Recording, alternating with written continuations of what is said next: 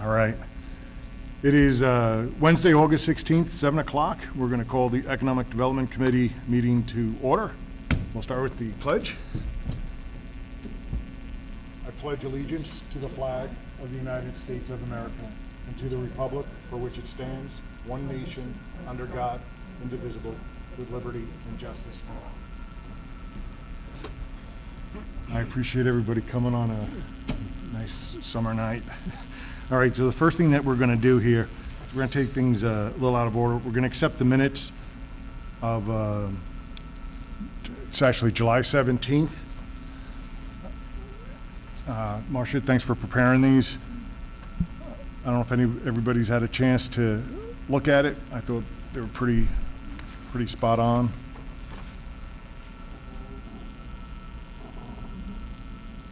So Chair will entertain a motion to accept the minutes of July 17th. Ellen has made the motion. EJ has seconded. Any discussion? All in favor? Aye. All right, approved.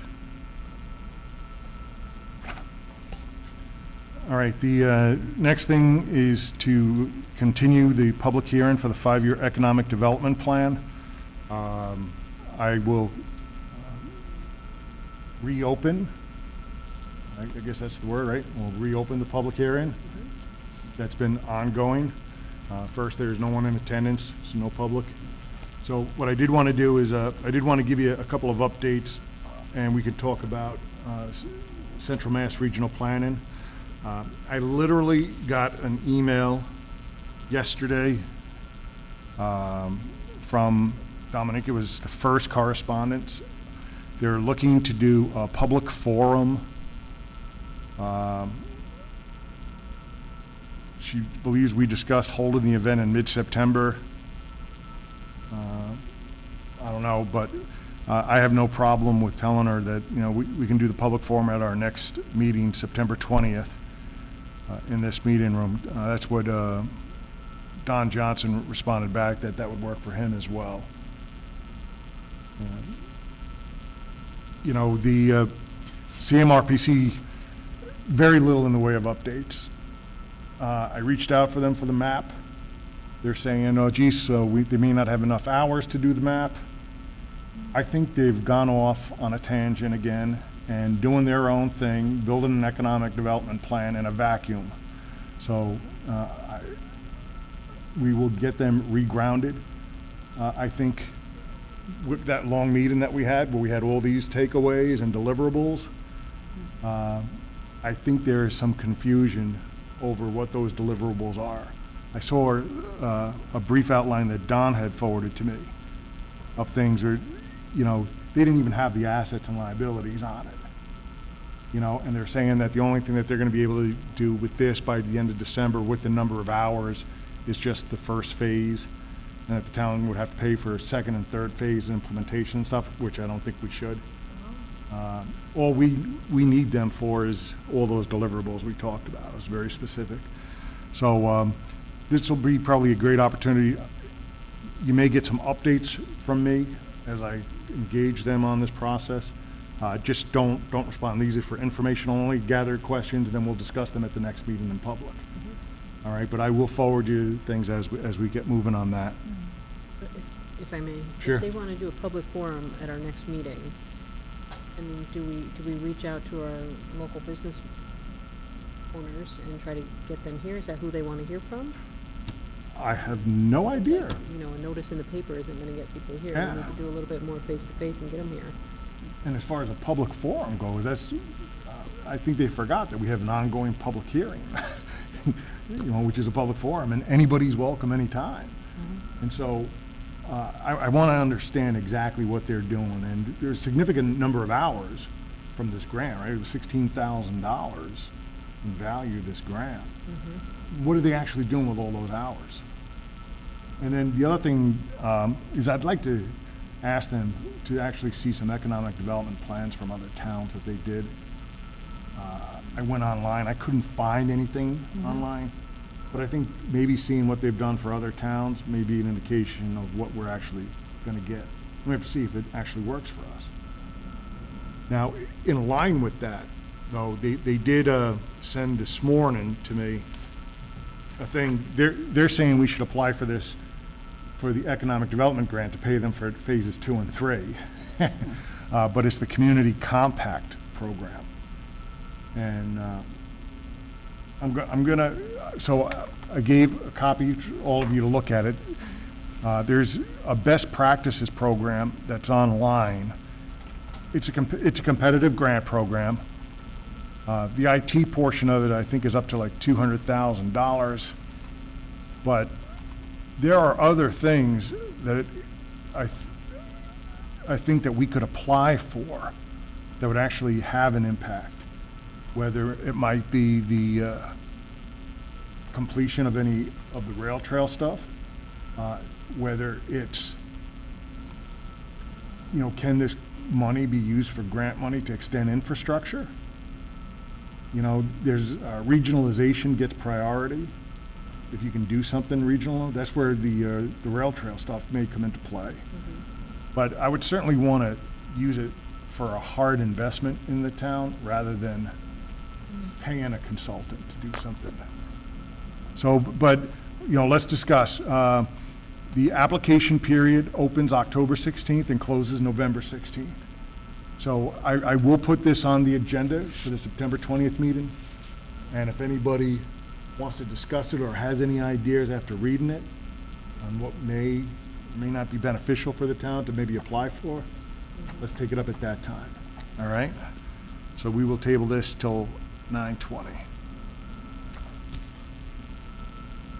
The town is involved in the community compact cabinet. The Board of Selectmen are, I guess we have 2 or 3 options each town gets, and I know the Board of Selectmen signed on one, but I don't know what phase, for what purpose.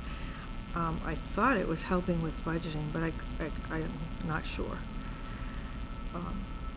Yeah, that'd be fantastic.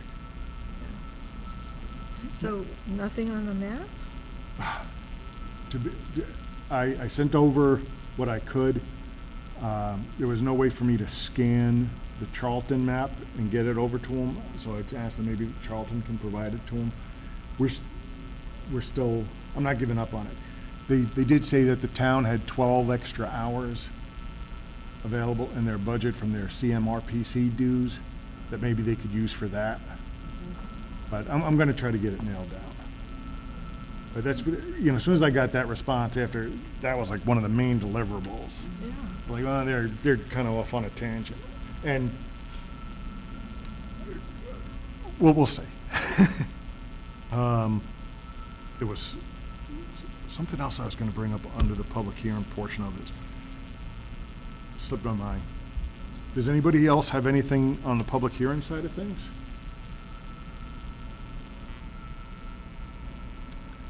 I don't.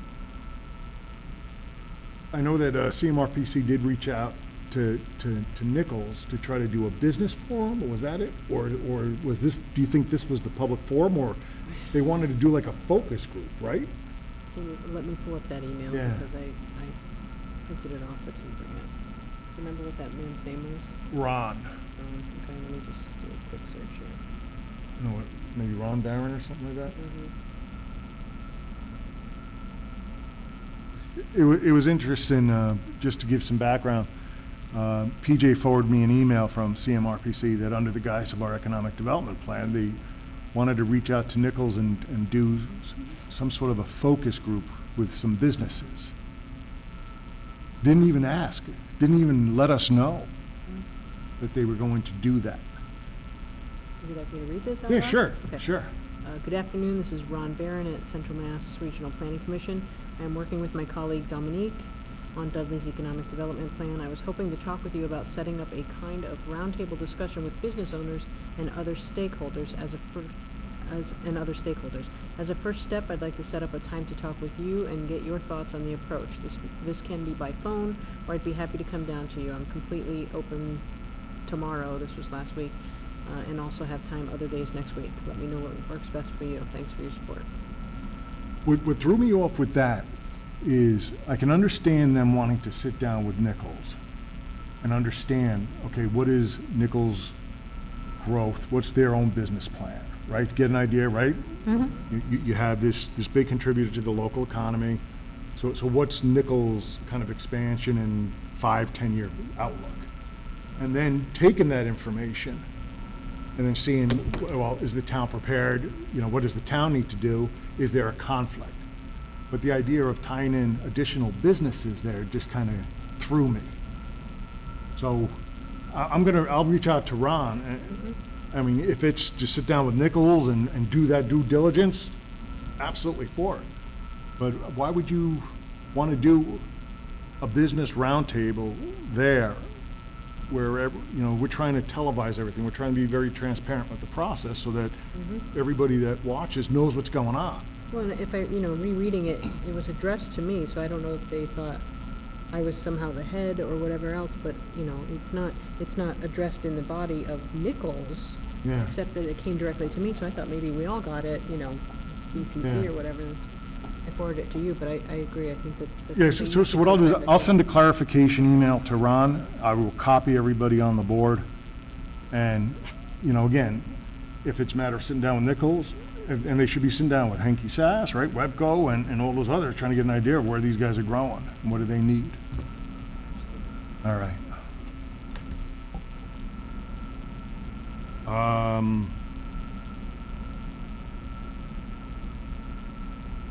Okay, so that's all I have as far as any additional things on the public hearing side for the economic development plan. Does anybody have anything else to add on that? All right, so then we will continue the public hearing till September 20th, which time we will reopen it again. Next on the agenda is the brochure discussion.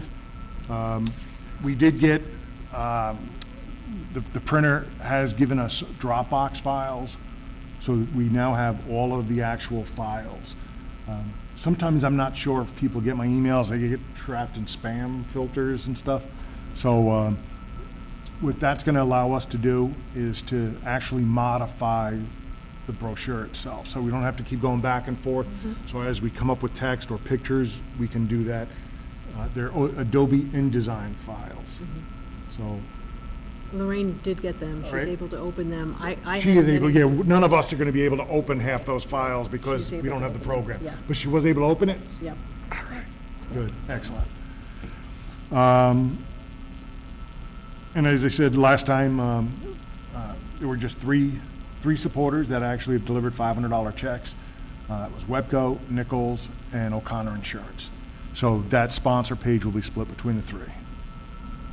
So that's it for the brochure discussion. New business. I did want to let everybody know that the planning board did approve a new cell tower by Hall Road, which is right next to the Dudley Courthouse. And it's important in a number of ways. First, we kept talking about upgrading and making sure that our infrastructure all the way down West Main is good. This is, Verizon is going to be building a tower there. One of the direct beneficiaries of this tower will be Nichols. There will be location for other carriers to co-locate on the tower as well.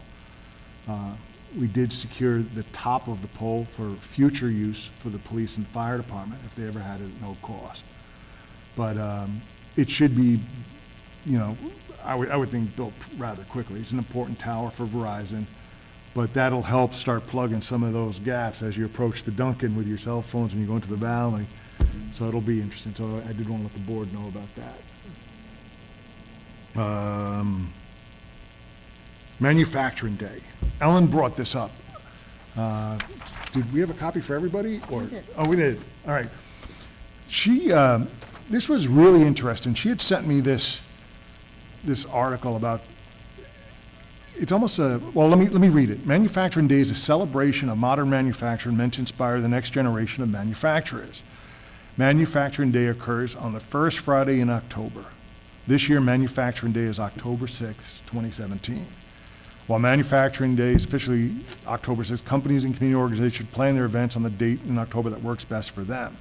This is a national program that's started. And I guess there's 698 events already scheduled across the country. And it kind of just talks about it real briefly, but I thought it was actually a great idea. Now, I don't know if that's enough time for any of the manufacturers in Dudley to play with this, but I can certainly, me and Ellen can contact Webco, Henke Sass, Gentex, and see if they would like to participate in that. And what it would basically be is a program that's open to the public, to the residents, tours, let people know exactly what they do, what processes they do, and safety, and things along those lines. And I thought it was a wonderful idea. Yeah. So, again, the only question is there enough time for them to prepare for something like this? So is there any objection with me and Ellen going out there and trying to do this and see if we can make this thing happen? Even if we can get one? All right.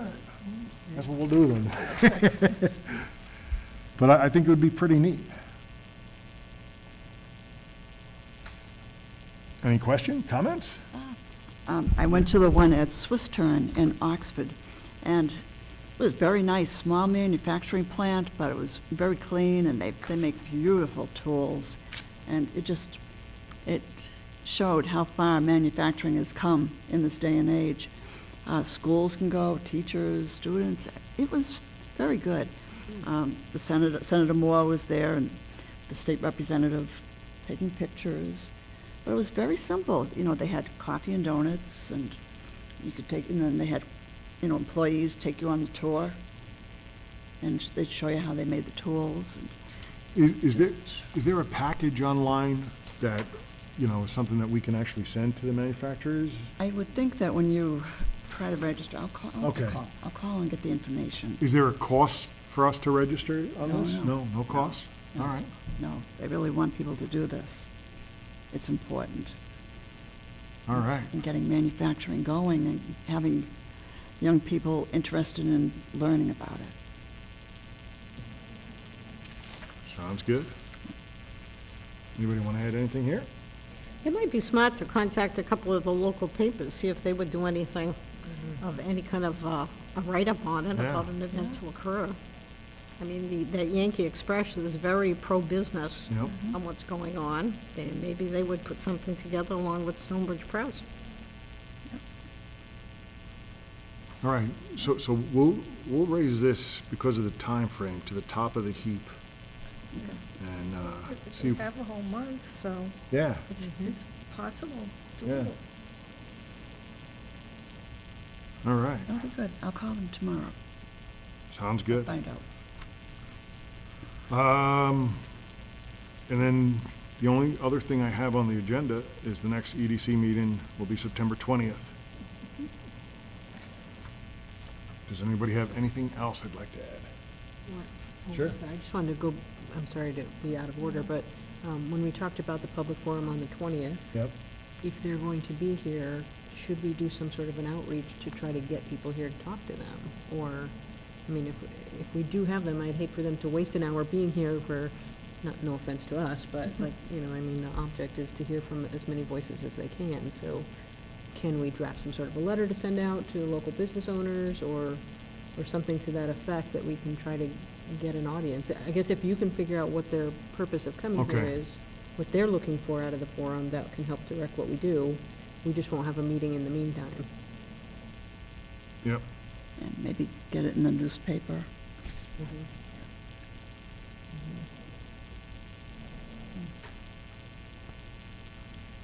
All right. I'll try to find out exactly what they have in their mind as far as the structure of this program. And then, I mean, I'm happy Yeah, to and try to then- draft something. I yeah, just- and then we'll try to get into the local paper calendar of events, and we'll throw something on the website. Yep. Okay.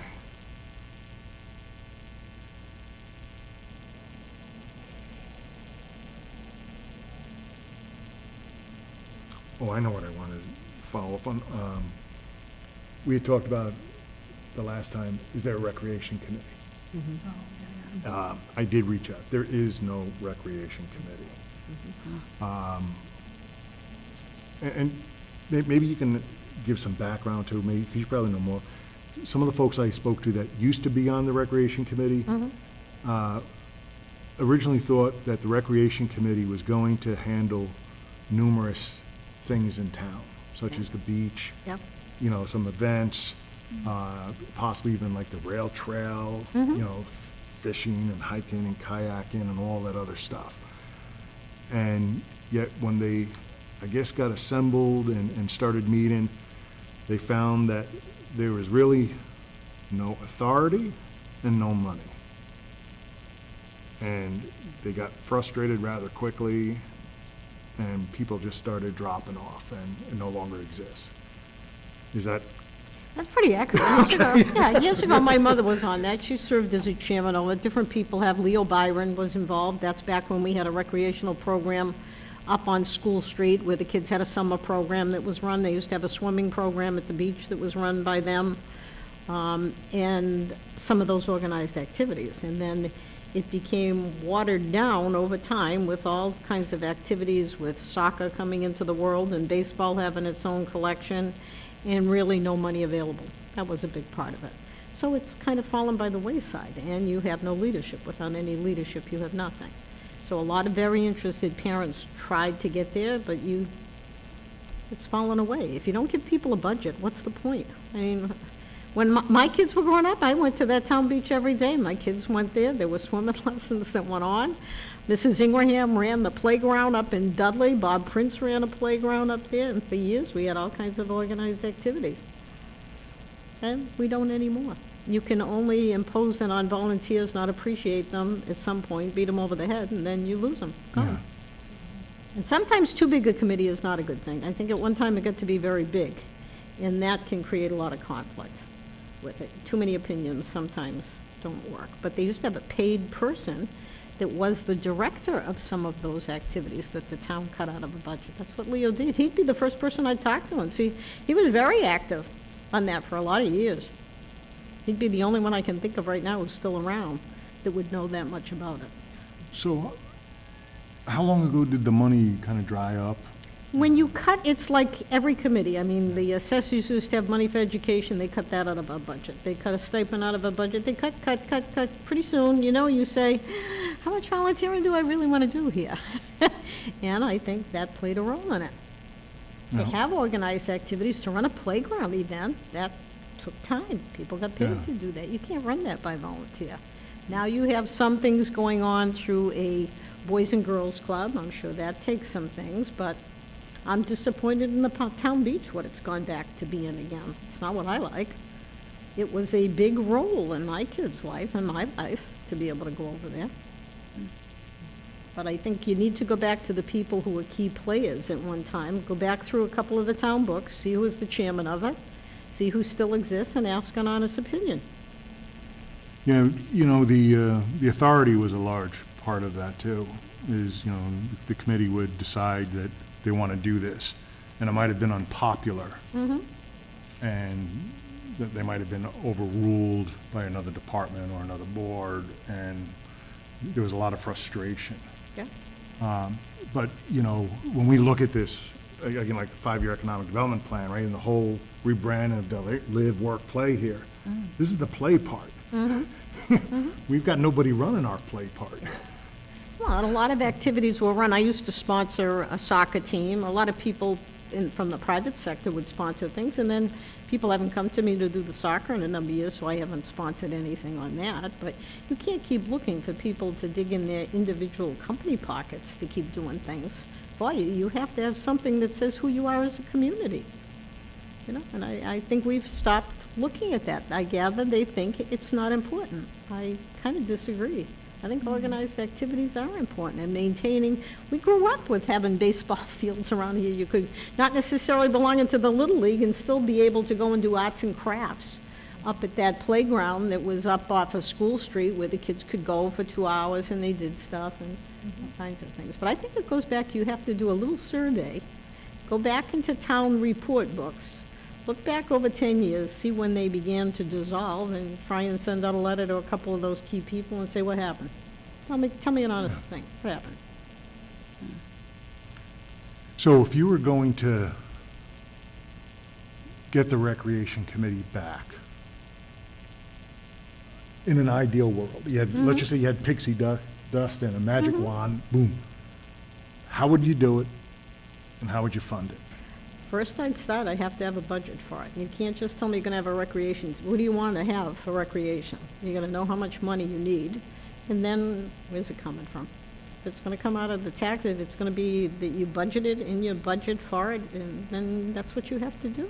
And you have to sell it. I never had any problems when I was selectman getting anybody to vote for anything I ever wanted to fund. All you had to do was explain to people what you wanted to do, and people were very supportive. But when you don't explain it to them, people don't get on board with you. Nobody wants to be dictated to. So I think that's a big part of it. They want, and I think we're losing some of that pride in our town for those activities. The Boys and Girls Club does not solve everything for everybody. It just doesn't. So, again, I think if you ask for help, you get help, but you need to listen. You can't put a group of selectmen who make a decision over people who've given their time, given you the thoughts, and then you overrule them and don't pay attention to what those people told you they really needed to achieve. Do they, again, just throwing things out, do they stay an appointed board? Do they become an elected board? They were appointed every year. It was a Were committee that appointed. was appointed by the selectmen. People submitted an application and they were appointed, and then I think they voted their chairman amongst themselves. That's the way it worked. Okay, And they had certain things that they did for activities. When I say, we had a playground person, we had a swimming program, that all came under the recreation. It did not come under the selectmen. Then suddenly the swimming thing became the selectmen's issue. So, I mean, we're a little town, we got a few facilities, then we need to capitalize. And if the townspeople say they don't want it, that's a different story. But I think you needed to listen, and a lot of people have aged. You're an aging population. Those people who are parents and now maybe grandparents, and maybe don't want to give their time the same way. I don't know. A lot of us aren't going to be as quick to volunteer as we were 5 years ago. We've done our part, we've had our fill, we're moving on. oh, we definitely need next generation to step up Oh, and start yeah. volunteering and getting involved. There's so many boards with so many vacancies, Of course. and everybody wants everything, but they don't want to invest in it, either time or taxes or money or whatever, and Well, but this is one way, this is an avenue to start to generate more Yeah. town pride, you know, when exactly. the kids all feel connected outside of the schools and more in the community, and you're taking better care of the community, and you're meeting new people, and that's, I do think it's part of, you know, the three-pronged approach that, you know, at least it's worth a discussion at some point, because if you don't, then people aren't going to step up to fill those voids if they don't have any pride or, you know, assimilate to the community, other than this is where I lay my head. Yeah. Well, that soccer group was pretty active in town. They've managed to run that league and raise the funds they need, and then they had, and maybe even Little League, they were running a concession stand, where they raised some money through that and operated through themselves. But the town really hasn't come forward to do much for the kids anymore. I don't think. Yeah.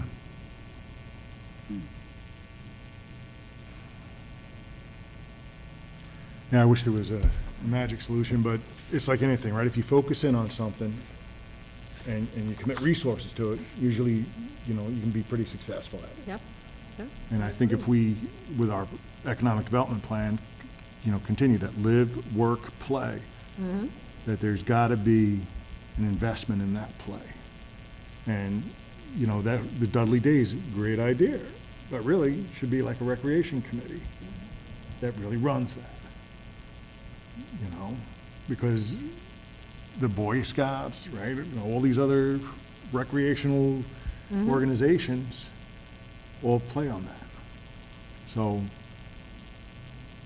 all right, I mean, there's nothing we can do about it except No. educate people and, you know, but, And the recreational committee was more about kids. I see a lot of things, Green Valley doing their, Yeah. this down the river, the walking trail, and a lot of that is adults. It's not really about the kids. Recreation committee was focused on kids and programs for kids when they were active. I think it can be a balance of both, though, because that's how you're gonna get your, you know, family members, the elders and whatnot involved and bought into it, but. Yeah. Well, if anybody at home has got any ideas on how to get the Recreation Committee back and what you'd need, drop us an email or go online. I think it comes back to, I think we're all answering the question, I feel like we're answering the question is, what is our identity? Yeah. Right, and, the purpose of some of the public hearing and the CMC doing is, what is our identity, who we want to be?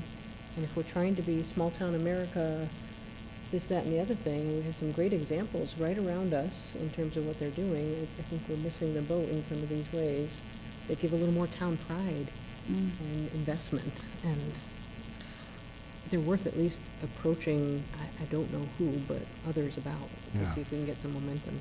I think there's a hunger for it when you think about how the Strawberry Festival and the Apple Festival are received. People just flock to that from surrounding towns as well. We just have to brainstorm with some kind of idea. Speaking of live, work, play. Yeah. I don't know if this digresses to the open hearing or not, but we were talking about thinking about trying to encourage farm owners in town, think about different crops in the recent beer industry, and the fields that are available for hops and barley around here. I went to Tree House Brewery today. There were 250 cars in the parking lot. So somebody's supplying them with a lot of crops and goods. Yeah. And, that live, work, play made me think about that. Another craft brewer has moved into the Worcester area. It was just on Facebook the other day, and I thought, gosh, they're flocking to this area. Yeah. Wow. They're flocking to this area, Central Mass. We're fortunate too, Terry Siganevich, the new select person in town, is actually like a beer expert, with the craft and stuff. And he's been doing a lot of homework, and he's actually been sending some articles on some crops and stuff. I'll forward some of those. I think it's a home run. And that's the kind of stuff I'm hoping Central Mass Regional Planning, when we talk about assets and liabilities, is supposed to be in here. And part of this plan is, how do you help a farmer like the Kepkes that take a portion of their field and raise hops or barley or turn it into a vineyard? What kind of economic resources are available to help them, do that transition? I know what, I had a question. At our last meeting, when we were talking about crops, right, we have all this APR land. Does the assessor's office actually have a list? Can they provide a list of all the owners of the APR land? Yeah, everything is classified. You can find everybody who's 61A, 61B, anything that's been put aside, any of those things. Lisa can give you a list. And correct me if I'm wrong. If the land is APR, it can easily be used for any kind of farm purpose, vineyards, hops, barley, whatever it is, as long as it's agriculture, right? I'd have to look at the definition of what constitutes agriculture where you're at. I'm not sure that agriculture means the same in one zone as it does in another. I'm not sure of that. And if an owner had the ownership and decided that they didn't want to do it themselves, but they wanted to lease that land out to others for a vineyard or hops or barley, could they do that and not jeopardize that status? You have to ask Lisa. I'm not Okay. sure. All right.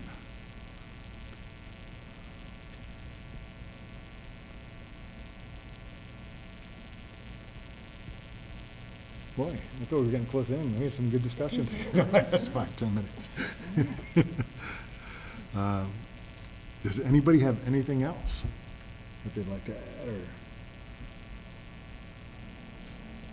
All right, seeing none, the chair will entertain a motion to adjourn. Ellen's made the motion. I'll second. Marcia seconded. Any further discussion? Seeing none, all in favor? Aye. Thanks again, everybody, for showing up.